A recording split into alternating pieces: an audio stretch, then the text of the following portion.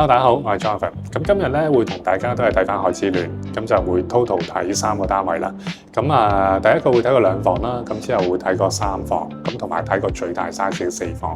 咁呢3個戶型都係喺海之戀嚟講係算係幾受歡迎嘅，係啦。亦都係全部望到海景啦。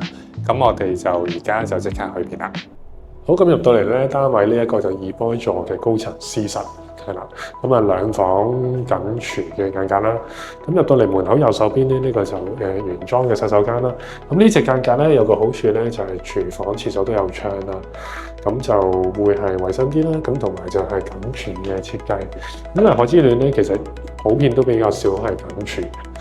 呢個單位就係明火緊廚啦。咁呢個位置咧就係一個飯廳位，係啦。飯廳位置呢邊都有個對流窗喺度嘅。呢個單位其實個賣點咧就係佢啲窗戶係比較多嘅。total 都有8隻窗，如果你計埋廳同房。入到嚟呢個位置咧就會係一個緊廚啦。明火煮食啦。亦都係有窗啦。變相有啲客係中意啲緊廚嘅單位間隔咧，咁呢個單位就應該就啱佢嘅。然之後咧，客飯廳呢一個位置咧，擺位咧通常就好多時就會係電視機位啦，可以放兩邊啦。一邊就係放翻喺右邊呢埲牆位嗰度啦。梳化就擺翻後邊啦。另外一個擺法就係放翻喺左手邊，即係近翻住露台嘅呢一個位置，係啦。呢個位置放電視機，係啦。呢一個就少少類似迎廳嘅設計嘅。如果望出去個景觀咧，呢邊咧就會望翻住我哋嘅汀九橋海景啦。現場睇個景會再靚啲添嘅。望翻住呢個南巴勒海啦。層數夠高，望出去都開揚。就對面就係我哋嘅3座。呢個單位咧，另一個賣點咧就係佢個主人房咧都係比較偏大嘅。呢隻 size 嘅主人房咧，基本上都要去到差唔多3房嘅主人房嘅 size 咁大。可以做個3邊落床啦，亦都做咗個入場嘅大衣櫃啦。你見到呢個房個尺數其實真係比我哋正常睇開放式廚房嗰啲嘅2房嘅主人房係大好多嘅。最後啦，我哋再睇埋個細房。細房就望翻住後邊。唯一一個細房咧，佢係望翻住後邊個景觀咧。望翻住就係城市景啦，望翻去全城會嗰邊啦。呢邊就我哋叫南北對流啦。即係前後都有窗。亦都係呢一個戶型嘅單位先有呢一個設計嘅啫。其他開放式廚房就冇呢個設計嘅。好，我哋之後咧呢個單位睇完啦，睇第2個單位。第2個單位咁就係8座，高層嘅 A 室，實用面積咧就係777尺。我哋入到嚟門口咧，右手邊就係一個客廁啦。原裝近隔交樓標準，冇乜特別啦。海之戀因為個樓齡都係6年啦，所以基本上廚廁都唔使大執嘅。可能真係買下啲家私。你見到而家呢個業主都係現成家私啊，冇入場家私。基本上可以住得。呢個位置咧，你見到咧就係佢做咗個客廳位啦。其實呢個擺法係最好嘅，因為呢個擺法咧，佢梳化擺左手邊咧，右手邊就係放電視機掛牆嘅話咧，呢個廳個擺位係最好係咁樣擺。另一個擺位咧就係呢度係放電視，梳化就放中間。但係呢個放個梳化放喺度咧，就會分開咗個廳。所以其實最好就係而家呢個業主個擺法係啦。一期呢啲戶型咧，777尺咧，全部都係呢一隻廳嚟嘅，一個長方形嘅大廳係啦。我覺得我自己比較都中意呢一隻戶型嘅廳嘅，因為佢擺家私其實係幾好擺。同埋咧，擺完家私咧，佢個活動空間都好多。你見到呢張係4人餐台啦，放到個琴啦。呢個位置其實佢擺 L 型 sofa 可以擺到 L 型 sofa 喎。你可以諗下，相對個廳其實係幾大。同埋就係如果你唔做呢個 sofa 咧，做翻啲正常可能3人 sofa 嘅話咧，你成個客廳個空間又可以係再闊落啲啦。招呼朋友啊，或者小朋友多嘅時候咧，玩嘅地方都會大啲。係啦，入到去之後，呢個位置就係個廚房啦。3房配置就一定係緊廚啦。呢一個廚房其實都幾好用㗎，因為咧你見佢咧，就係左手邊就係星盤啦，右手邊就係煮嘢食係啦。煮食爐啊、焗爐都係喺左右分開嘅，所以就煮起嘢上嚟或者做開嘢嘅話咧，相對係比較方便。裏邊就有個儲物房。咁啊，如果你係唔需要去做儲物咧，咁亦都有業主係愛嚟做姐姐房嘅。咁啊，有啲就會拆對門啦，咁有啲就唔需要保留翻都得，係啦。咁啊，睇翻你自己嘅用途啦。咁之後廚房行翻出嚟咧，咁呢個位置就係飯廳位啦。咁右邊就會係個露台啦。咁露台咧，因為佢夠高啊，佢呢個高層咧望出去咧都尚算開揚。咁啊，對翻住而家2期嘅3座啦。咁海景就唔算話太多，咁但係都一樣叫望到海。咁同埋佢高層個視野望出嚟都闊嘅，係啦。咁啊，向翻住呢個位置就向西南啦，又係向翻南位，係啦。咁啊，有陽光入屋，但係就唔會太曬啦，因為前面都有3、5座幫你 block 咗少少西斜位。咁啊，飯廳位置啦。咁之後再入去睇埋啲房啦。嗱，房間方面咧，咁就3個房啦，兩個廁所加個儲物房啦。咁呢個就係其中一個嘅細房啦。咁你見到佢都放到張大床啦，咁啊放到衣櫃。咁啊，海之戀嘅好處咧，就係基本上咧，如果呢啲3房戶型呢啲700幾尺入牆版咧，基本上其實所有細房都係可以放到啲大床啊，放到大櫃嘅。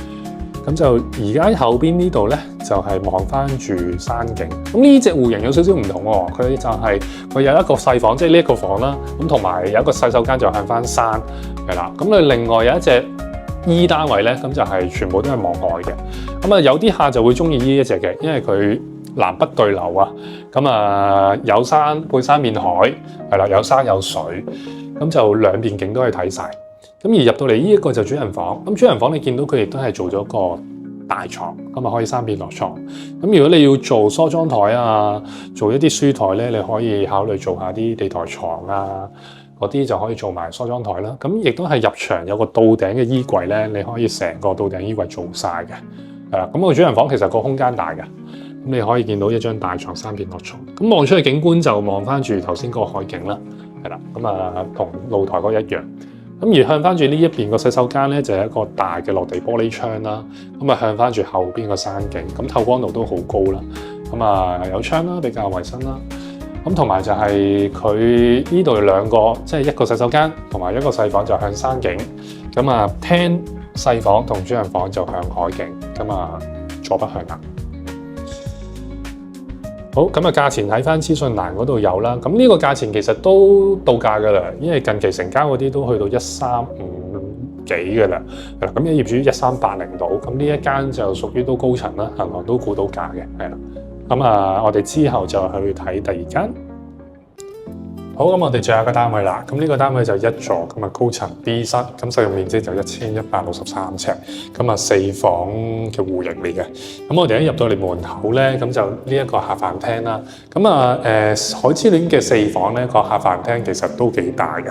咁好多客上嚟睇咗之後都幾中意，因為佢個廳個闊度咧差唔多接近有成11尺闊嘅。咁好多嘅大型家私啊、電視啊、梳化或者喺按摩椅都可以放得到。咁而家望出去個景觀咧，咁就其實佢就4房全部都向翻前排嘅啦，即係最出呢一邊望出去個景就基本上係冇遮擋啦。咁同埋就望翻住而家最靚啦，汀九橋海景。咁荃灣海咧，咁就個方向就基本上就係向翻西啦。咁呢個就冇得避嘅，因為荃灣就一係就西北，一係就西南。咁而家呢個就向翻西望住汀九橋。咁而家呢邊咧就係個飯廳嘅位置。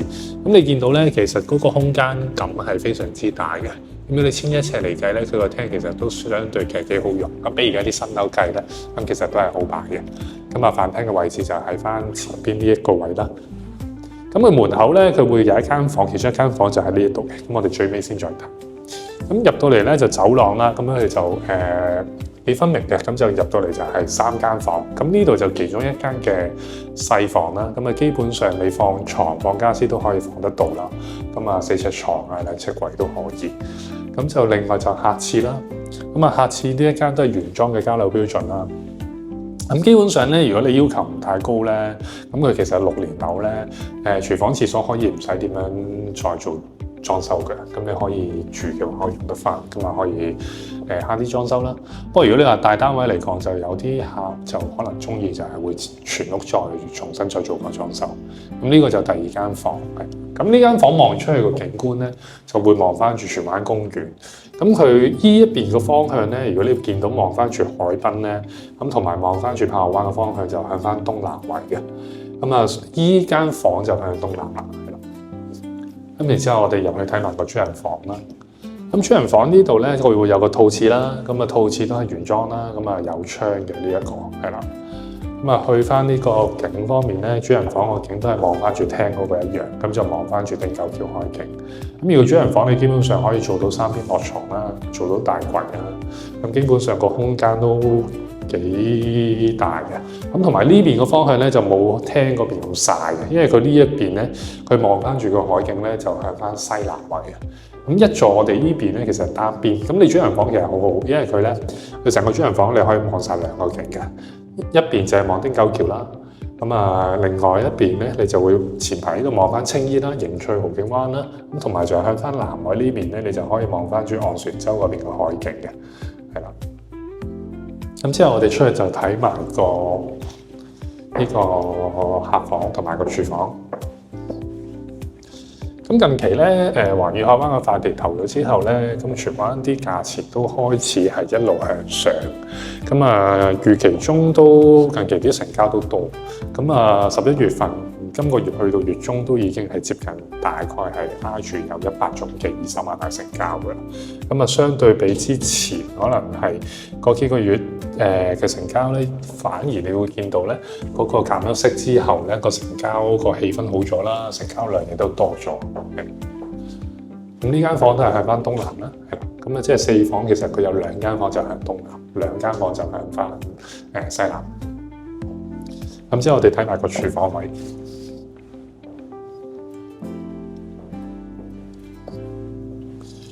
廚房嘅位置咧，其實幾好擺位嘅。咁如果你話人數多嘅話咧，咁呢度都可以容納到4-5個人嘅。咁啊，明火煮食啦，咁啊啲基本嘅交樓標準都有齊晒㗎啦，洗衣機啊、雪櫃啊嗰啲全部齊晒啦。咁啊，4房就通常都會係工人房啦。咁工人房就基本上佢會做咗張上下架床啦。咁啊，你呢張床你要大概3尺度啦。咁佢就有埋個工人廁，咁啊姐姐就可以唔需要用下廁。OK。